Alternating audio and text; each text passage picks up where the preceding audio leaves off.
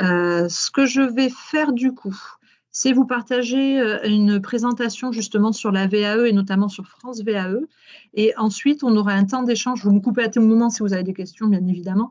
Mais on aura un temps d'échange, que ce soit avec Martine et avec Laurent, déjà chacun leur tour pour qu'ils se présentent et puis qu'ils voilà, nous expliquent aussi ce que c'est le fait d'être architecte de parcours. Et puis, vous pourrez leur poser vos questions en fait sur vos parcours, soit individualisés, soit de manière générale pour avoir les réponses, peut-être pour vous lancer sur la VAE ou pas, mais en tout cas, voilà, pour répondre à vos questions concernant la VAE.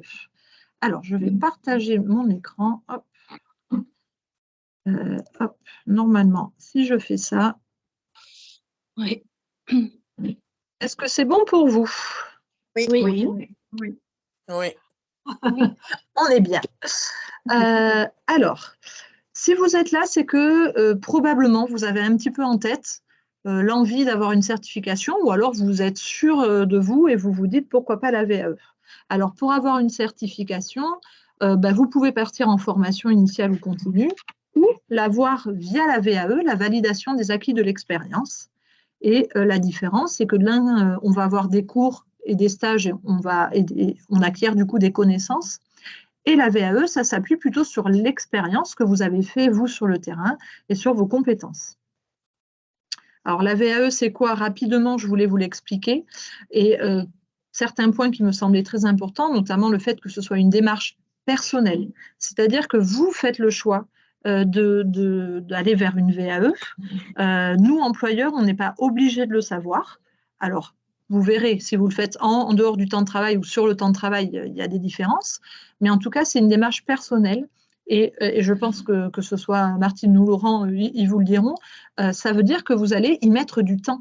Vous allez vraiment devoir travailler autour de ça. C'est pas mais je suis accompagnée 30 heures, en 30 heures ce sera fait. Non, c'est vraiment quelque chose de personnel qui demande un vrai investissement. Alors, je ne veux pas vous faire peur, c'est juste que je vous ayez vraiment l'information de ce que c'est. Évidemment, c'est pour obtenir une certification. On va prendre en compte toutes vos compétences. C'est-à-dire que si vous avez fait du bénévolat, par exemple, dans le sujet, enfin voilà, par rapport au diplôme que vous voulez présenter, ça peut être aussi pris en charge, pris en compte. Et qui peut passer une VAE? Les salariés, les bénévoles, les demandeurs d'emploi. Et je voulais aussi vous préciser que depuis peu, les proches aidants peuvent passer des VAE aussi. Vous, sur le terrain, voilà, vous accompagnez des proches aidants.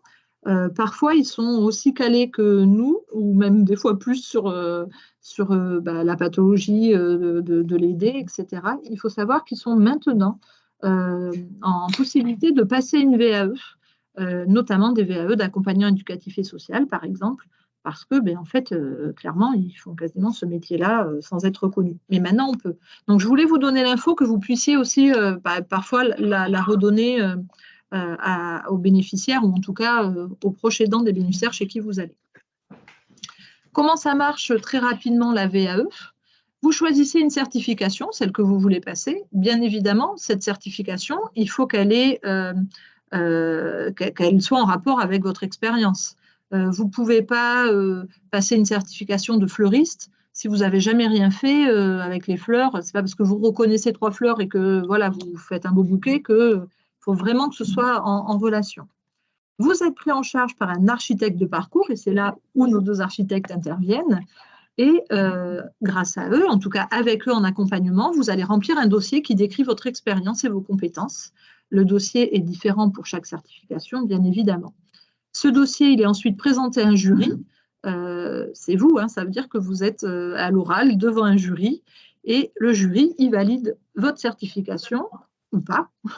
Le mieux, c'est qu'il vous valide, soit totalement, soit de manière partielle. Il peut dire ce module-là, on valide et ce module-là, on ne valide pas. Voilà, ça peut aussi être comme ça. Et maintenant, assez rapidement, parce que je veux laisser la place pour les échanges, depuis quelques mois maintenant, on a un nouveau portail de la VAE qui s'appelle France VAE. Hop, je trouve la personne à rentrer.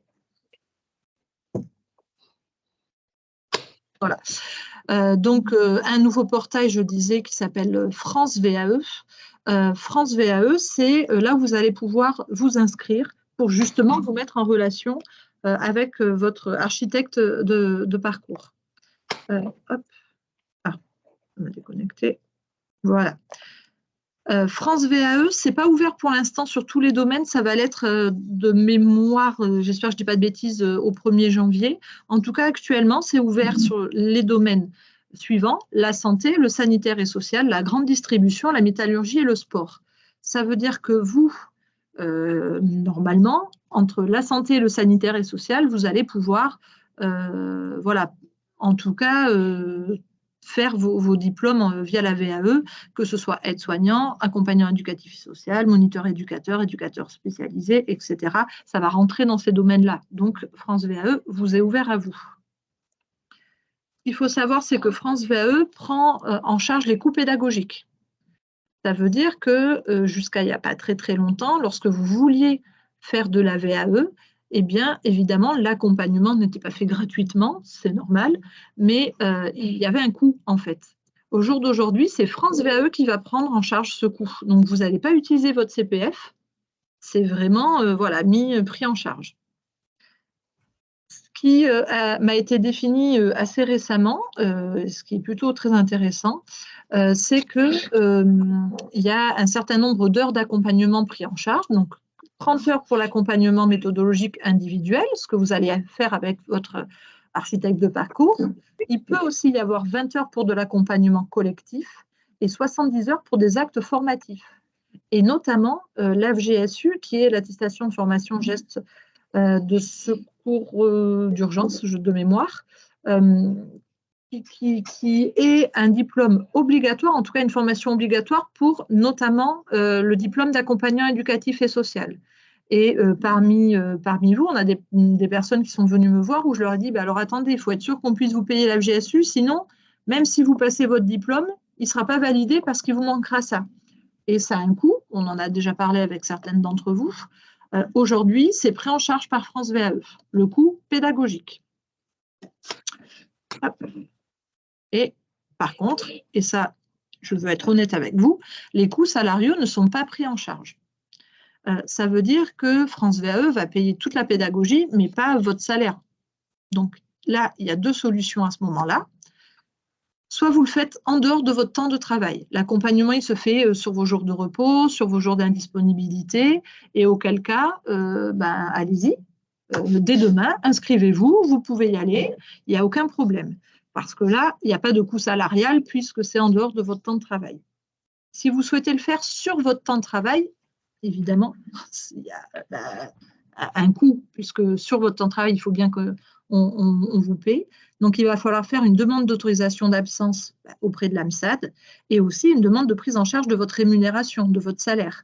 Parce que c'est OK, on vous autorise à ne pas aller sur le terrain, mais comme on vous paye, il y a un coût derrière. Donc ça, il va falloir nous le demander un peu en avance, au minimum 2 mois en avance, pour qu'on puisse dire, ben oui, on peut prendre en charge ou non, sachant que, évidemment, on ne pourra pas prendre en charge 50 personnes dans l'année, ça a un coût assez important. Votre salaire. Émilie, je crois que c'est toi qui... Non, j'ai rien fait. J'ai cru que tu voulais dire un petit truc. Du coup, oui, ça a un coût et donc la prise en charge, il faut que nous, on valide ce coût-là. Et vous pouvez faire un mixte. C'est-à-dire que vous pouvez dire, OK, ben moi, tous mes temps d'accompagnement, je les fais sur mon jour d'indisponibilité, etc. Par contre, mes 3 jours d'AFGSU, je n'ai pas envie de poser 3 jours de repos, de congé, de module ou quoi. Est-ce que vous pouvez le prendre en charge? Et là, en fait, ce qui se passe en dehors de votre temps de travail, ça ne nous regarde pas. Ce qui se passe sur votre temps de travail, vous allez de nouveau faire une demande d'autorisation d'absence et de prise en charge. Donc ça, c'est possible. De manière individuelle, vous pourrez revenir vers moi justement si vous avez ce genre de questions. Ce qui est pratique avec France VAE, c'est que c'est simple. Toutes les démarches, elles se font par France VAE. Pour certaines personnes, si vous avez déjà été engagé dans de la VAE, avant, il fallait prendre un document, le remplir pour demander son dossier de recevabilité. On attendait, on recevait le dossier. Là, on commençait à avoir son dossier, etc. C'était vraiment pas très, très simple. Aujourd'hui, tout se fait, toutes les démarches se font sur France VAE, c'est beaucoup plus simple. c'est que l'accompagnement, il se fait dès le dépôt de votre candidature. Et ça, j'en dis pas plus. J'ai quelqu'un qui m'appelle. C'est embêtant. Eh bien, tant pis. Et que le financement, votre parcours, il est personnalisé, il est pris en charge sans démarche supplémentaire. Vous n'allez pas refaire des documents supplémentaires. Ça se fait tout sur France VAE. Et c'est très simple. Je vous ferai le lien, mais après, même sans lien, hein, vous marquez France VAE sur Internet, vous allez trouver. Et bien, tout simplement, pour créer un compte, il vous faut votre nom, votre prénom, votre téléphone, votre mail et votre département. Ce n'est pas trop compliqué. Vous faites créer un compte et c'est là où vous allez pouvoir définir quelle certification vous voulez passer et avec quel architecte vous voulez travailler. Est-ce que... Hop, je vais m'échapper de ça et je vais départager. Ah, comment je fais? Je ne sais pas. Ah bien, arrêtez. Ici. Voilà. C'était vraiment une introduction pour vous expliquer rapidement. Alors, je vois que Nathalie veut nous poser une petite question. Oui, bonjour à tout le monde. Moi, je suis là en tant que tutrice référente à l'AMSAD et donc je m'intéresse à cela si jamais il y a une de mes collègues qui vient vers les tuteurs Bien en sûr. demandant de l'aide. Voilà.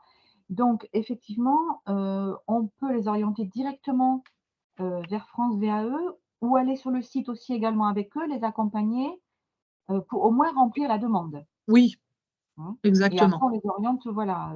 Bon, Caroline aussi, tu seras là, donc je pense que tu seras aussi notre repère. Bien sûr, bien Voilà. sûr, oui. Okay. Donc, c'est un site voilà, accessible à tous, hein, si j'ai bien compris. Et nous, en tant que tuteurs, on le conseille et c'est par ici qu'il faut faire les VAE, de toute façon. Exactement, exactement, okay. Oui, oui. Okay. Malika, je vois aussi que tu voulais… Oui. C'est sur combien de temps on a un délai pour le faire ou bien une fois qu'on s'est inscrit? Alors ça, je vais laisser ou Martine ou Laurent répondre. Est-ce qu'il y a un délai une fois que les personnes sont inscrites pour commencer et pour présenter son dossier en fait? Alors je ne sais pas lequel des deux veut. Laurent peut y aller, oui. Allez, Laurent. Attends, parce que Laurent, tu as ton micro éteint du coup. Je ne sais pas comment l'allumer. Voilà. Ah, voilà. Voilà. Bon, bonjour à toutes. Voilà. À toutes ou à tous, je ne sais pas, je crois qu'il y a beaucoup de… Il y a des garçons aussi. Il y a aussi des garçons, je ne vois pas bien. Bon, bonjour tant mieux. Bonjour à tous et à toutes. Laurent Prévost, je m'occupe d'un centre de formation qui s'appelle Symphonie, comme la musique, et nous sommes installés à Senan, à côté du carrefour de Lormont, juste à côté. On est spécialisé dans l'accompagnement des professionnels qui interviennent auprès des personnes dépendantes. Donc, on fait soit des accompagnements individuels de type VAE, mais on fait aussi de la formation diplômante. Comme elle a dit Caroline, d'ailleurs, elle a fait une très bonne présentation, on fait les formations aide-soignants, accompagnants éducatifs et social, assistants de vie aux familles, etc. On a plusieurs formations.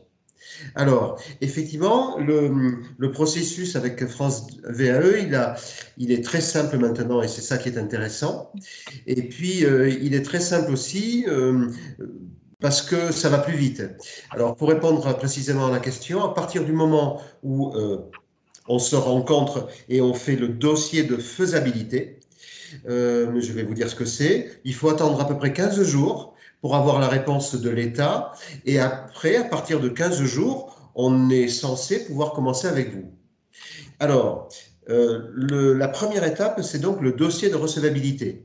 On vous reçoit, vous venez avec votre carte d'identité et puis votre histoire, vos expériences, et on va mettre dans un dossier que l'on appelle dossier de faisabilité vos expériences, votre parcours. On va aussi diagnostiquer en tant qu'architecte de parcours si vous avez besoin de formation en plus des accompagnements individuels. Et puis, on va finaliser le dossier, vous allez le signer et on va l'envoyer donc à l'État. Ça, c'est le dossier de faisabilité. 15 jours se passent, on a la réponse de l'État. En général, dans le secteur de l'aide à domicile, il n'y a jamais de problème. On est toujours recevable. C'est-à-dire que l'État dit, oui, cette dame, elle a le droit de se présenter devant le jury sans avoir fait la formation.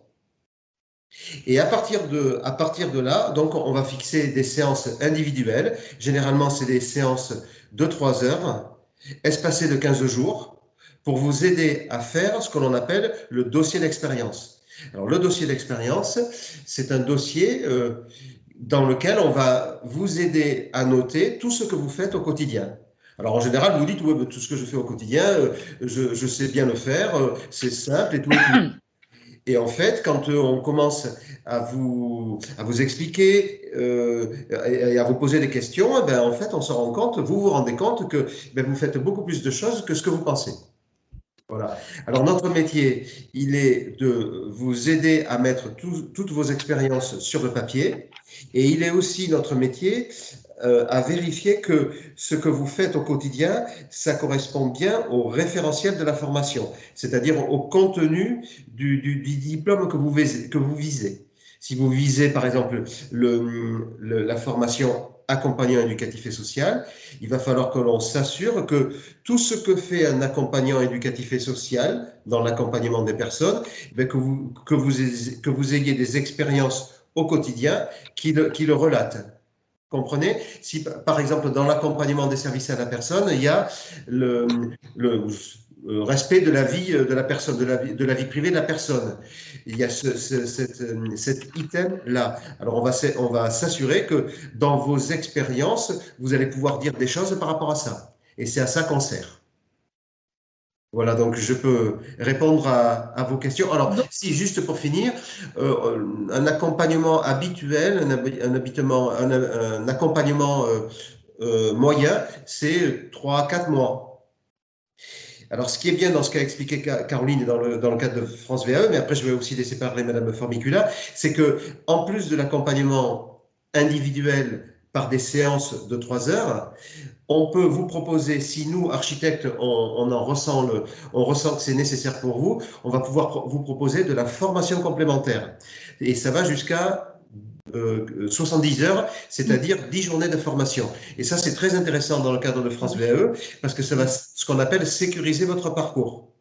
Ça va vous permettre d'adopter des termes professionnels qui sont des termes professionnels, des postures qui sont souvent demandées par le jury. Donc, ça va sécuriser votre parcours. Voilà ce que je pouvais vous dire. Merci. Du coup, Martine, je te laisse la parole aussi pour que tu puisses te présenter. D'accord. Bon, alors, l'architecte, on a bien compris, mais tu peux aussi voilà, te présenter qu'on ait les deux visions.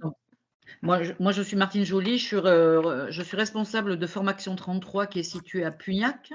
C'est un organisme de formation qui fait pour beaucoup de l'accompagnement VAE dans tous les domaines du médico-social, que ce soit de l'aide à domicile en passant par l'AES, moniteur éducateur, toutes les formes d'éducation, jusqu'au CAFRUIS, en passant aussi par l'assistante sociale, les CESF, etc. Et ensuite, de la formation au sein des structures médico-sociales, services d'aide à domicile, foyers occupationnels et tout type d'établissements social et médico-social, et aussi de l'analyse des pratiques professionnelles au sein des structures médico-sociales. Donc voilà, pour revenir un petit peu à ce que disait Laurent, ben oui, c'est un bon descriptif de l'accompagnement VAE. Et effectivement, avec cette réforme de France VAE, effectivement, il y a la possibilité de faire de la formation complémentaire pour venir un peu étayer le parcours de la personne. Mais il peut y avoir aussi des mises en situation professionnelle. C'est-à-dire que la personne peut aussi avoir une expérience de quelques jours dans une autre structure, par exemple, parce qu'elle n'est pas assez confrontée à un type de public et qu'elle a besoin d'enrichir un petit peu ses connaissances, développer quelques compétences par rapport à ça. Mais effectivement, dans l'accompagnement, mon accompagnement est à peu près similaire à ce que disait Laurent tout à l'heure. C'est voilà, des minimum 2 heures d'accompagnement individuel, voire 3 heures. Ce que disait France VAE, effectivement, j'ai assisté à un webinaire il y a quelques jours, un accompagnement sur une durée de 6 mois grand maximum. Oui. Donc, on est plutôt sur 4 mois, mais ça peut être jusqu'à 6 mois, et sur un accompagnement individuel de 50 heures maximum aussi. Donc voilà, ils sont en train de recaler tout ça sur France VAE. Donc voilà, mais après, c'est assez simple. C'est-à-dire que vous, quand ils vont venir s'inscrire sur France VAE, vous allez avoir, je ne sais pas, un mail, enfin quelque chose qui dit la personne s'est inscrite et souhaite être en contact avec vous, et c'est vous qui c'est vous du coup qui recontactez la personne. Ouais. Oui, c'est complètement ça. Moi, j'ai répondu, là, j'ai eu des appels, des demandes.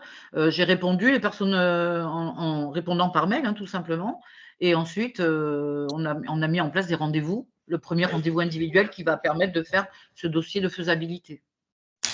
Est-ce que, alors je pense à une ou deux personnes, notamment qui ne sont pas là, donc je pose la question pour elles, qui s'interrogent, c'est-à-dire elles font fonction d'aide-soignante et elles se disent est-ce que je peux présenter un dossier de VAE aide-soignante? Est-ce que là aussi vous êtes conseil justement pour dire bah oui, là on répond bien au référentiel, est-ce que voilà, est-ce que vous pouvez dire oui ou bah non, c'est peut-être un peu juste ou Alors, en ce qui me concerne, effectivement, j'ai déjà eu des auxiliaires de vie qui sont venus me voir en me disant « Je voudrais faire la VAE d'aide-soignant ».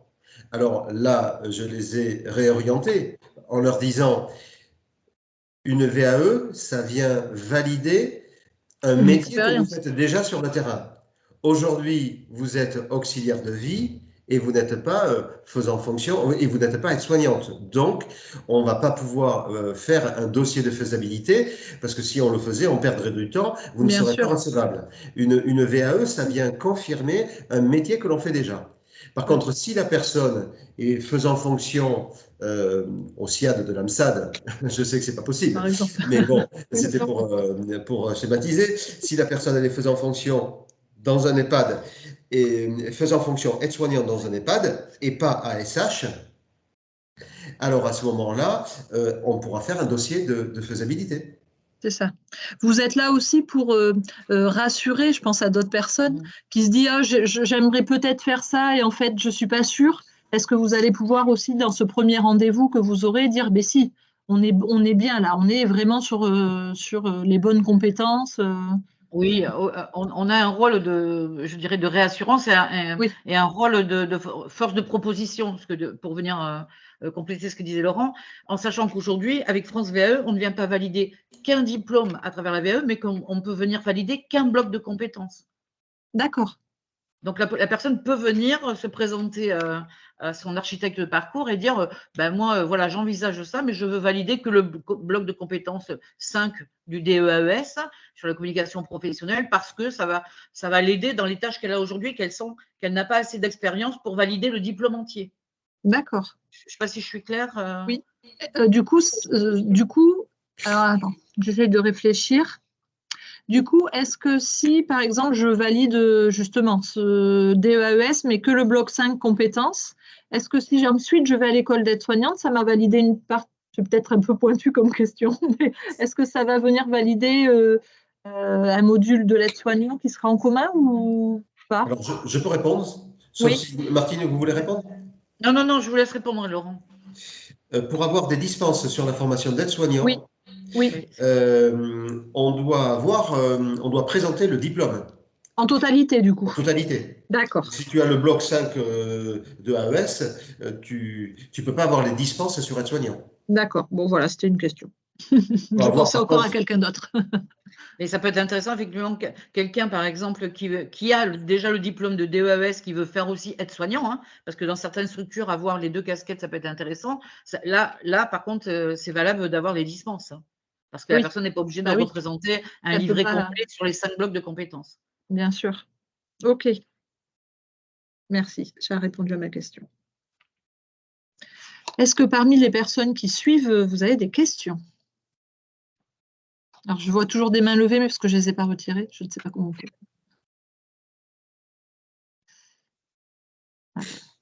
Ça, hop. Oui, alors Katia. Ou Karine, je ne sais pas laquelle des deux. C'est Karine. Ah, ok. Ah, vous avez le même nom. Karine, alors, vas-y.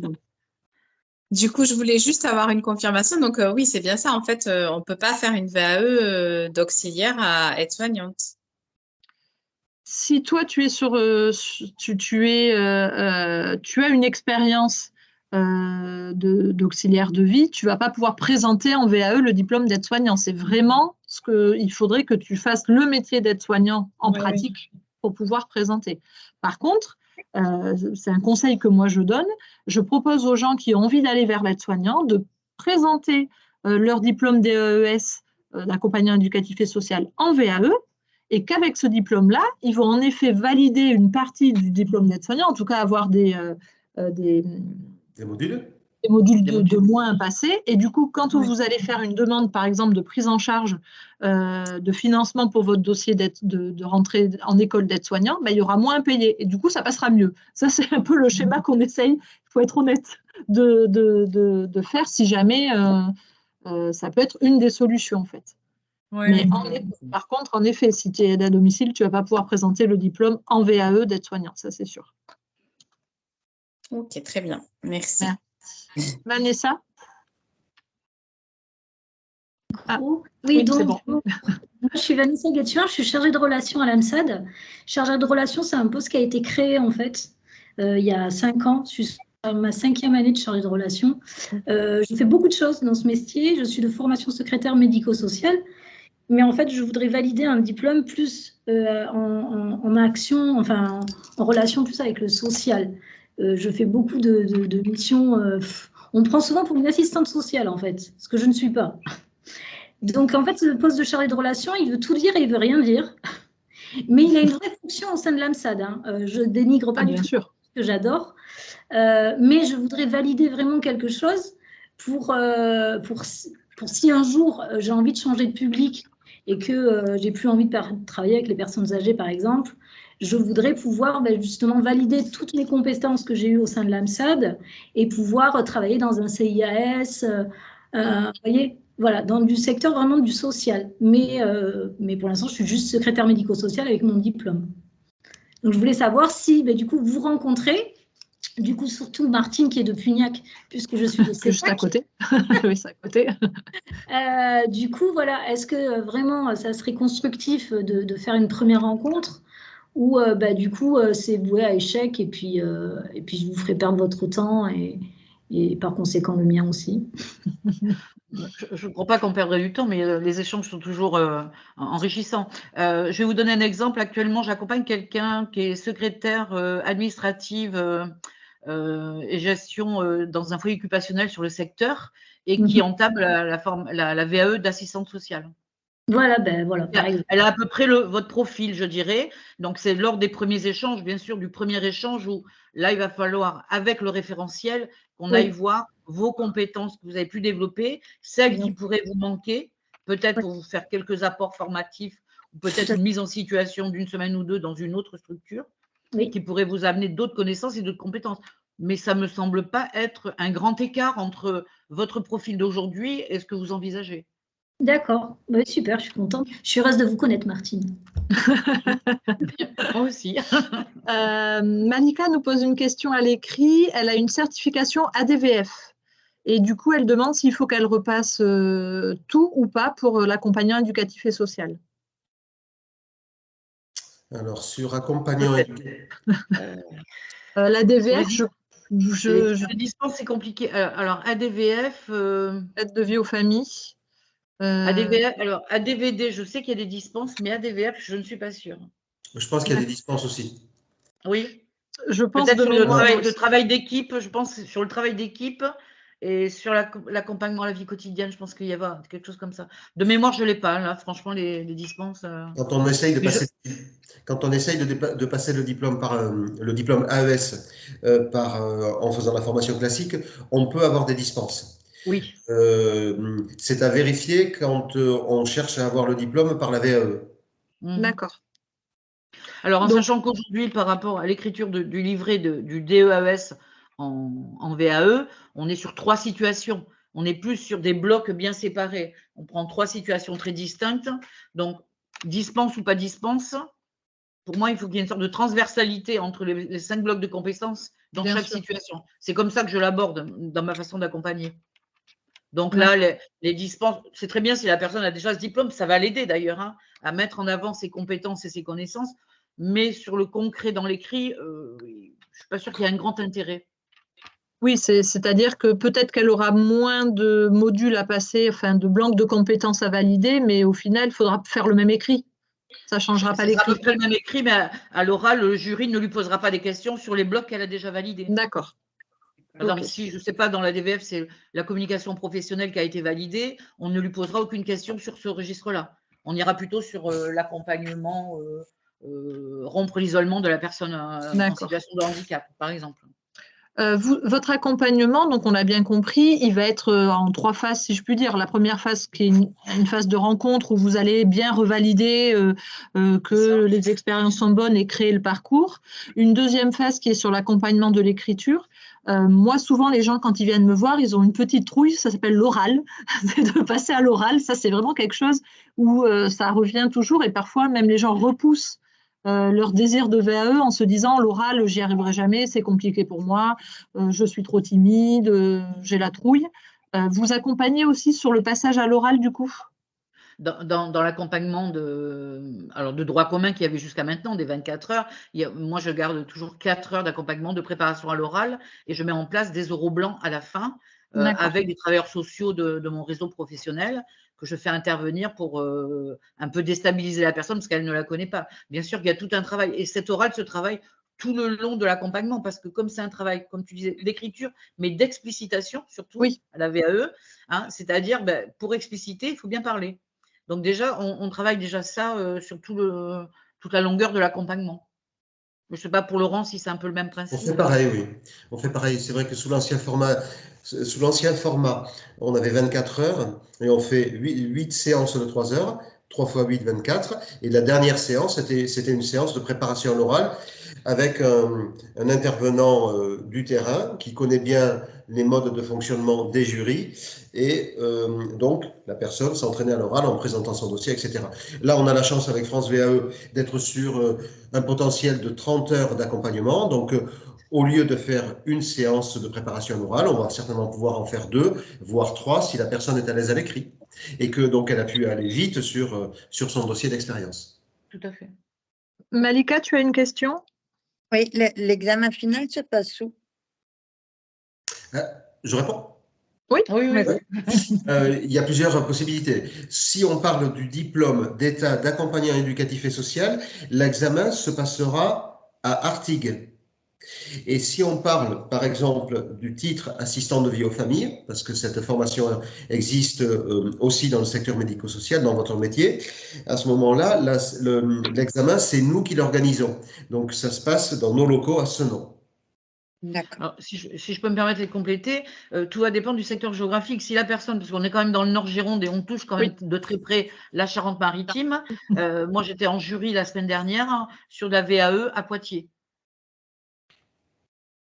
Alors vous, de manière assez générale, vous inquiétez pas, vous serez plutôt sur Artigues que Poitiers, voilà, en fonction de l'AMSAD et de là où vous habitez. Mais voilà, ça c'est aussi un temps que nous, on vous donne à l'AMSAD, c'est-à-dire vous nous dites ce jour-là, je suis en jury et on vous libère bien évidemment pour partir au jury. On est derrière vous, on vous envoie des petits messages avant, après. Allez, oui, on les encourage. On les encourage. Pas pendant, ne vous inquiétez pas. Mais on a eu récemment plusieurs personnes qui l'ont eu. La semaine dernière, on a quelqu'un qui a eu son accompagnement éducatif et social via la VAE. En tout cas, ça fonctionne bien. Cette année, on est à 3-4 personnes qui l'ont eu. On est contente pour eux. Est-ce que vous avez d'autres questions?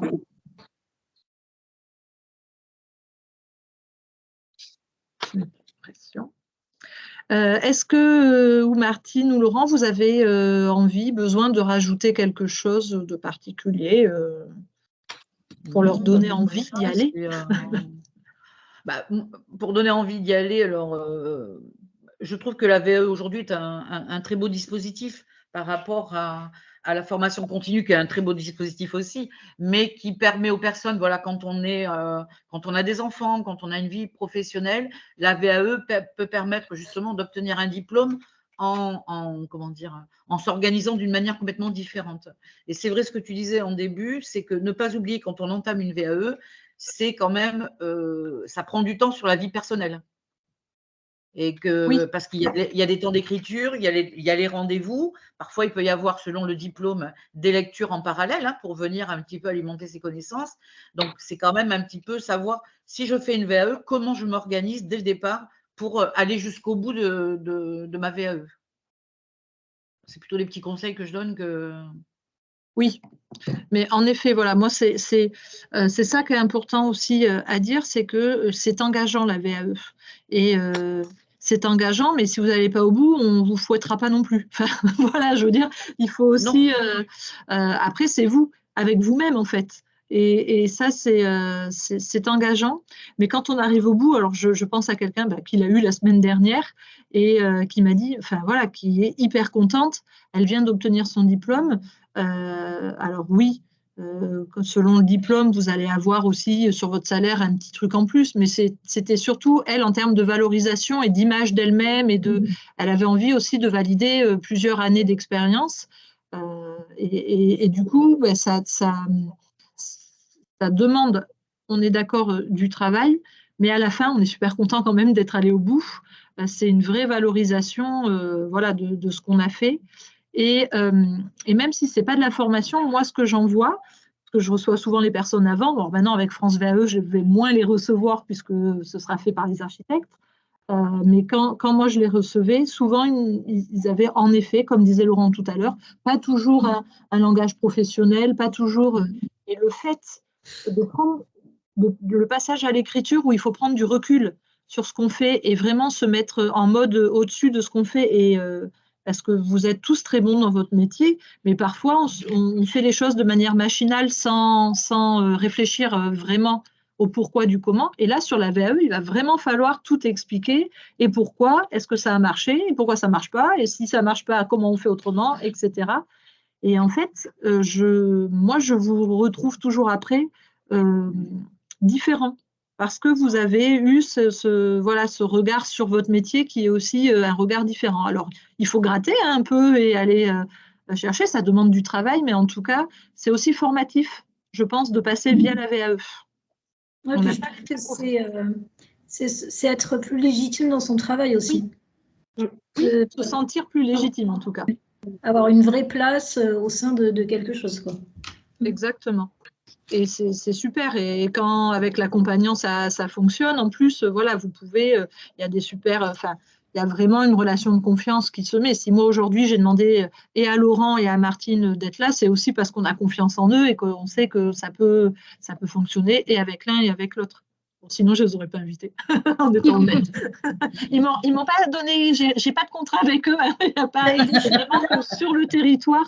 Ben voilà, on sait que c'est ceux avec qui ça fonctionne. Et peut-être de rassurer les personnes qu'il n'y a pas d'âge non plus. Parce que quelquefois, moi, j'ai vu des personnes qui sont venues vers moi en disant oh, je ne sais pas, j'hésite, j'ai 53 ans. J'ai dit mais non.